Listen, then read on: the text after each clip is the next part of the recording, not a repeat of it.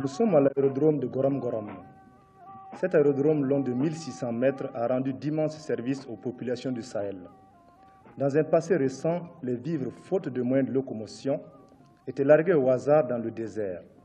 Grâce à l'aérodrome, un contrôle plus efficace permet aux jeunes secouristes de la Croix-Rouge de récupérer sur place les vivres, de les stocker et de procéder à une distribution plus rationnelle.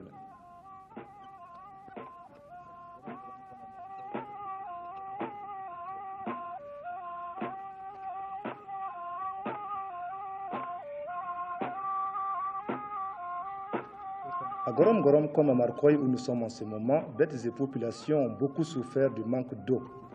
Certains creusaient le sol dans l'espoir de trouver de quoi se désaltérer.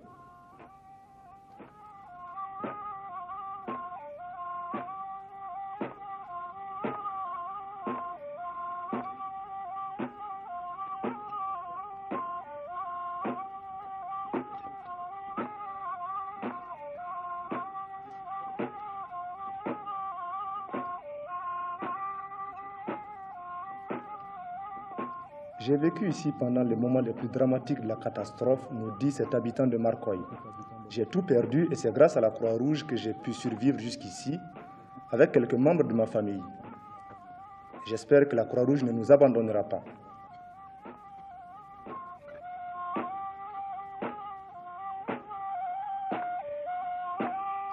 Pour fuir la soif, la faim et la maladie, les populations du Sahel n'ont pas hésité à abandonner champs et villages.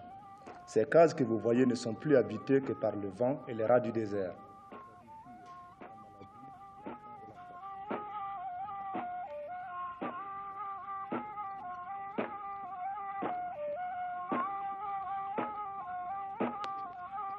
Répondant à son but premier, la Croix-Rouge s'arrête de village en village pour distribuer des vivres.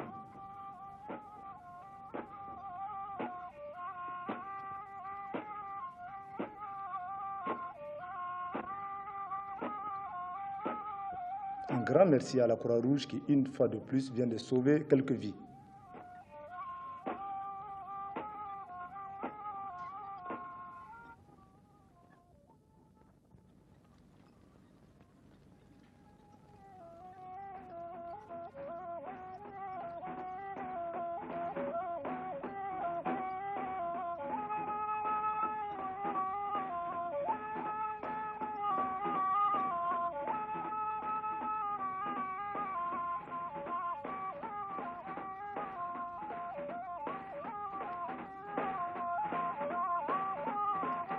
L'arrivée de la voiture de la Croix-Rouge est toujours un spectacle. Cet enfant était malade voilà quelques jours, mais grâce à une prompte réception de médicaments, tout va mieux pour lui.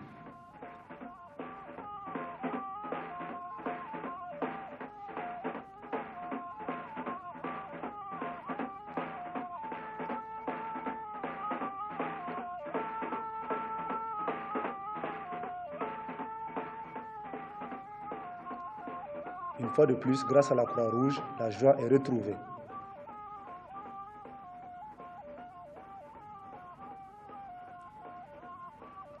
Atteindre des populations en perpétuel déplacement pour leur distribuer des vivres est un exploit. Le faire à travers le désert, sur des kilomètres de sable et de dunes, relève du rocambolesque. La voiture de la Croix-Rouge éprouve quelques difficultés. Néanmoins, lorsqu'on se donne pour tâche de se battre pour sauver des vies, on n'a pas le droit de reculer. La route se poursuit.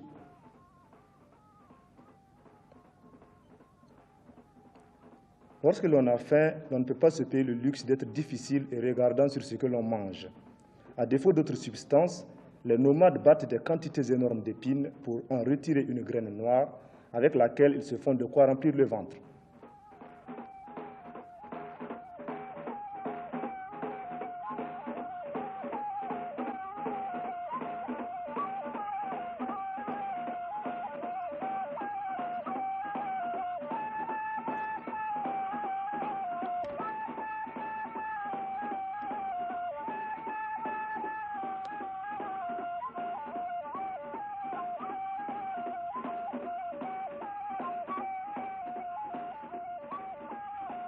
Et voilà, on repart pour de nouveaux horizons pour essayer encore de sauver d'autres vies.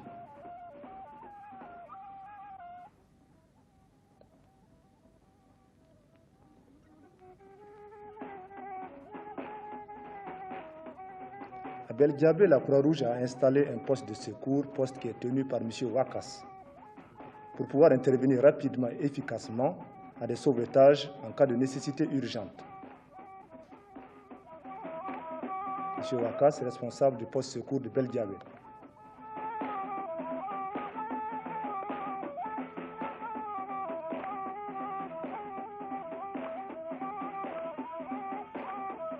M. Douanio, membre de la Croix-Rouge voltaïque, explique les utilités d'un poste de secours.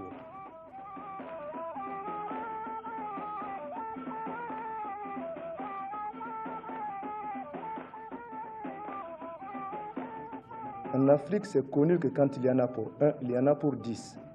Malgré leur triste sort, les populations de Gorom et d'ailleurs ont dû se pousser pour faire de la place à 1600 réfugiés venus du Mali. Installés aux abords de Gorom-Gorom, pêle-mêle, ils posent quand même quelques problèmes aux populations autochtones.